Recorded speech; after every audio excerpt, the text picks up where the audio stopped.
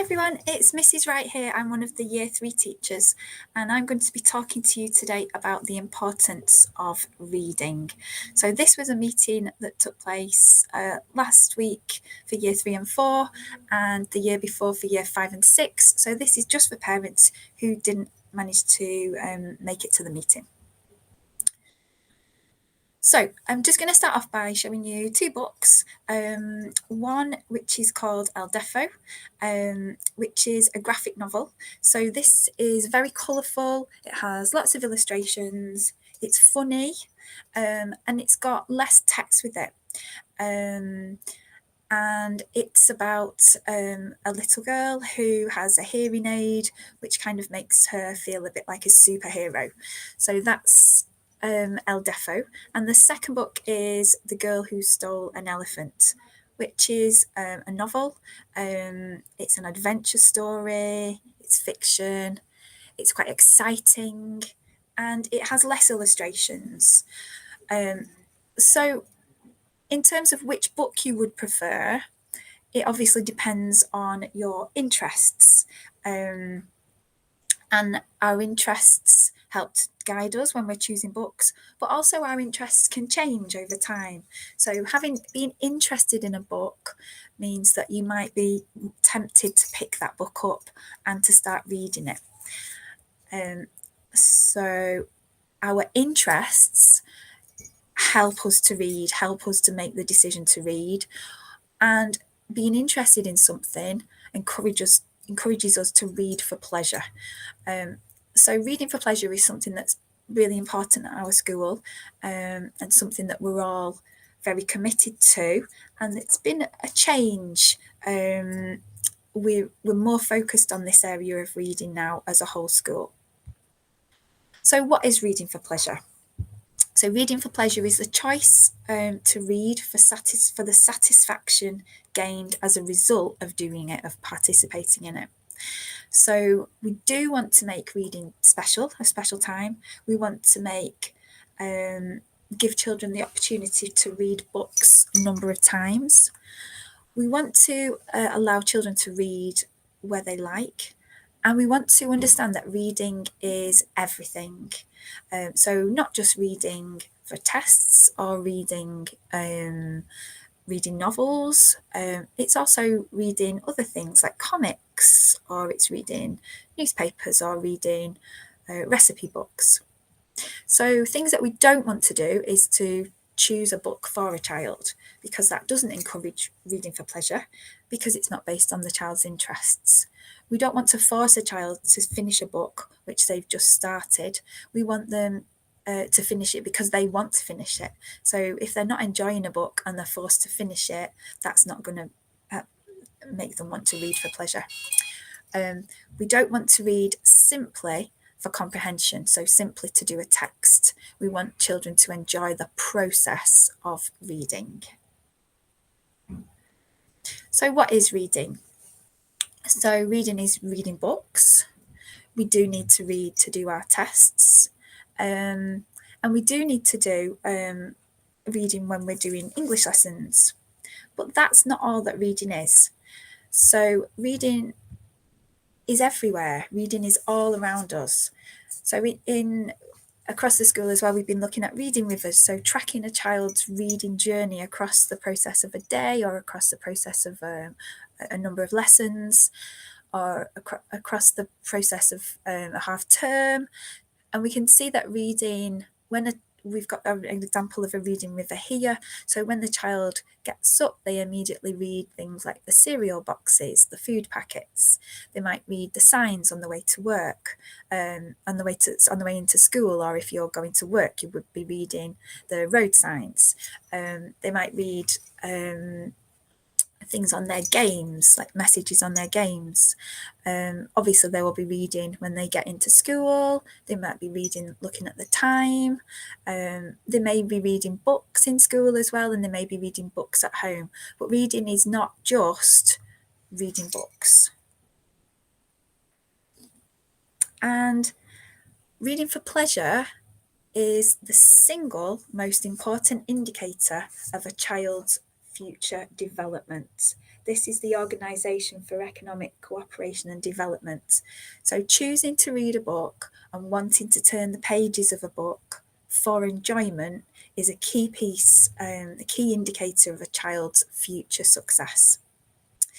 So the school is taking part in the Reading for Pleasure project with Oxford University, the Open University, and this will enable us to build a rich culture which will impact upon a child's reading chances. So pupils who read regularly and widely will benefit from higher attainment in English and more widely across the curriculum. They will have a richer vocabulary, wider knowledge of the world, and enhance their well-being. We understand that there are cognitive benefits as well of reading for pleasure. So in terms of their development between the ages of 10 and 16, reading for pleasure also helps other subjects. So it would help them, for example, in their maths. So finding ways to engage students in reading is one of the biggest factors in changing people's social conditions, and helping people to progress, helping children especially to progress. In terms of children reading widely, so widening a wider range of reading leads to a general development in their knowledge, and also to developing their vocabulary, so which is also very important for children. And we also know that reading not only has all these benefits in terms of a child's progress, in terms of their social development, but also in terms of their emotional development. So we've got a quote here that says, "I like reading because it calms me down. It makes me feel like I'm in a different place." So we can see that it isn't just the fact that children will have a better future, they also will be more self-regulated in terms of their social and emotional behaviours. So we've gone through lots of benefits. We've also wanted to show you a summary of our data to show that we've started to do a lot more talk for reading in school, and we can see that this has had an impact upon our end of Key Stage 2 SATs results. So if we look back to 2019, we can see that the figures were 55% of children were meeting the expected levels in reading. And we can see that last year, at the end of last year, this went up to 75%, or well, almost 76% of children were attaining the expectations in reading. So that's a big jump following our change in our reading strategies that we use in school. So how can you help? So we want parents and school to work together as a partnership. And how can you help us at home? Well, you could visit the local library. You could buy new books, books that the child is interested in. You could engage by asking lots of questions to your children, reading with them, not just listening to them read, and having book-related discussions. So if your child is reading, they could, if your child is reading, making sure that you're talking to them about what they've been reading and listening to your child read. So we've got some top tips on what to do at home. So the first one is concentrating on reading quality. So it isn't just about reading lots and lots and lots, it's about reading the quality. And also it's not just about reading books. Leaflets, comics, recipes, instructions, and web pages are all great. So following a recipe is a good way of getting children to become engaged in reading that's not necessarily reading a book. It could be reading to help you to cook dinner or to make some cakes. Number 2, ask your child lots of questions. So all reading is important, and we want you to ask questions like who, questions, what, when. So what do you think Harry is feeling after they've read? Where do you think they're going to go next? Why did one of the characters feel a certain way? The third thing we can do is ask your child to make predictions. So if it's a book, look at the front cover and talk about what you think might happen next. You can also look for clues. So at the end of the chapter, you can be asking, what do you think is going to happen? What's the next thing that's going to happen? Where are they going to go next? So you're constantly engaging with your child as they're reading. Number 4, so when you finish reading, you can then talk about what happened. So this is creating a summary. So a summary is saying in their own words what's happened. Let's put it into a couple of sentences and tell me the gist of what's happened. Acting out things is also a good way of engaging pupils in school, and it's something you could be doing at home as well. So acting out, show me all the things that have happened. This is an example in the bear hunt. So tell me everything that's happened all the way on the journey. Question number 5, ask your child to write about what they've read. So again, it doesn't have to be just writing, it could be drawing a picture of what they've read. And it suggests here using an old roll of new wallpaper to make a map or to show the journey of the story. The 6th thing we could do is read and discuss with family or friends. So getting other people to show an interest in what your child is reading. And the 7th thing is maintaining motivation. So talking about reading, ensuring that children know that you love reading, which will hopefully pass that love on to the children, and just having fun with reading, making sure that it's an enjoyable time for everyone.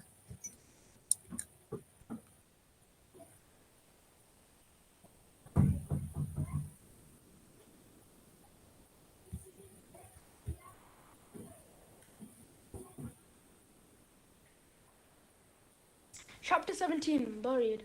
Snow in her nose and mouth, snow in her ears and eyes. She was drowning in it.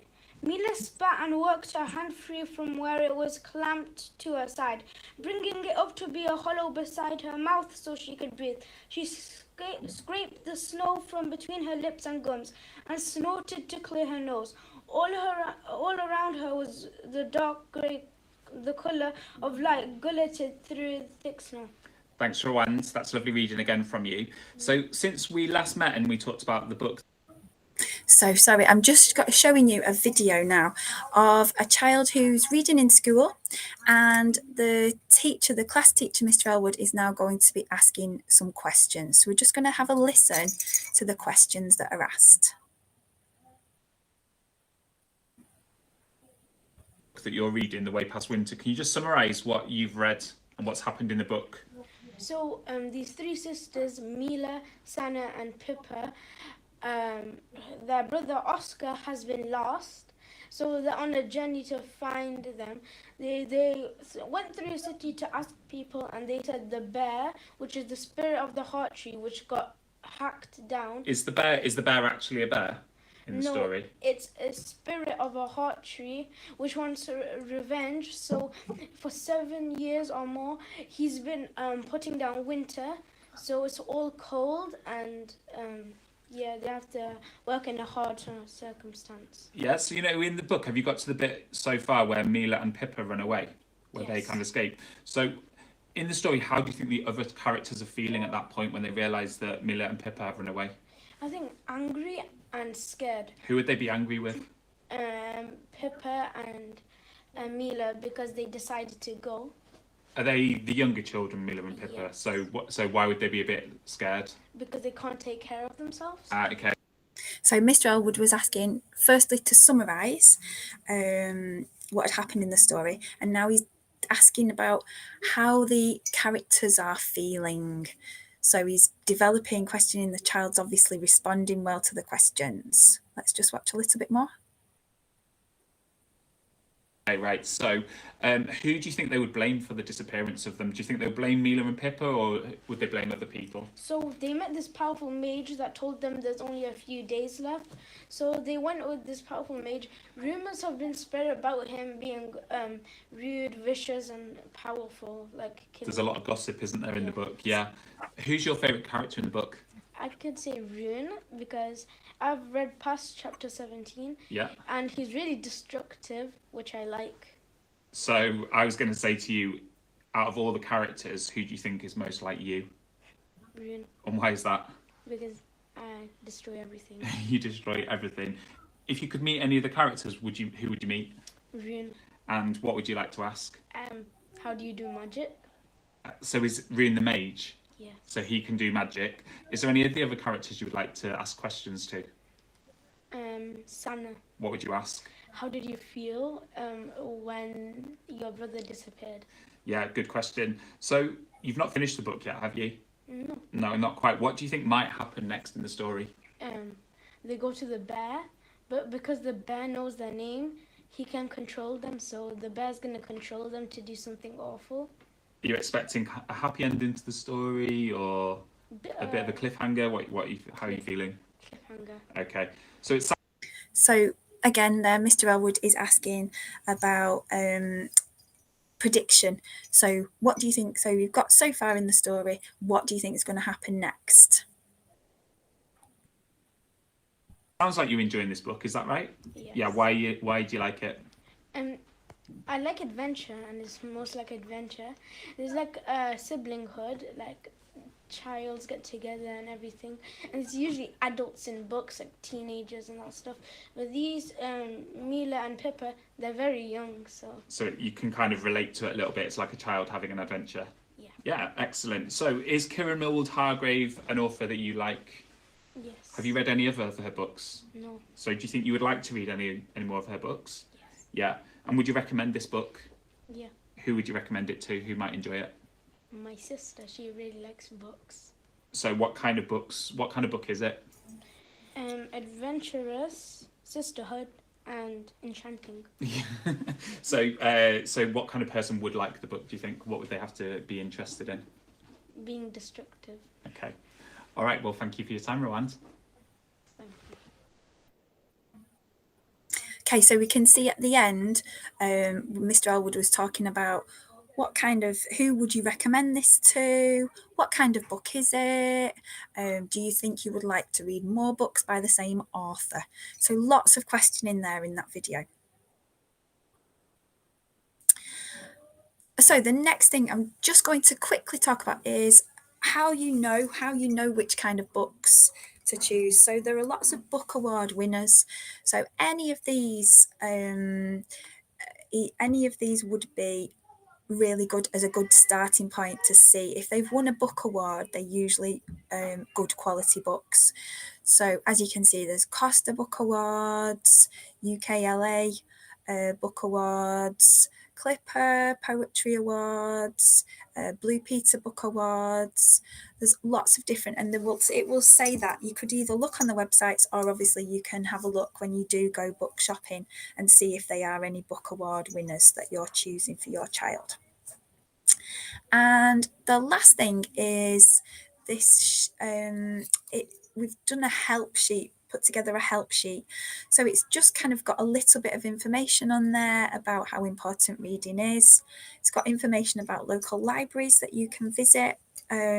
Children should all be signed up to Abraham Moss Library, but you might want to go into Manchester and look at the libraries there. There's some information about the rights of the reader. So the rights that everyone has as a reader. There's some websites for recommendations. So again, some of those book award winners will be on there. So if you want to have a look at what kind of books, you can even look up books recommended for certain age groups. There are there's an example of different texts that count of reading as reading. So not only novels, there's magazines, audiobooks, newspapers, all sorts of things, recipes, graphic novels, anything really where there is something that is being read, processed, and then understood. We've got that's reading, that counts as reading. And then the last thing is just a list of different questions that you could ask. So was there anything you liked? What did you dislike? Anything that puzzled you? Any patterns? What do you understand? And what's your favourite character?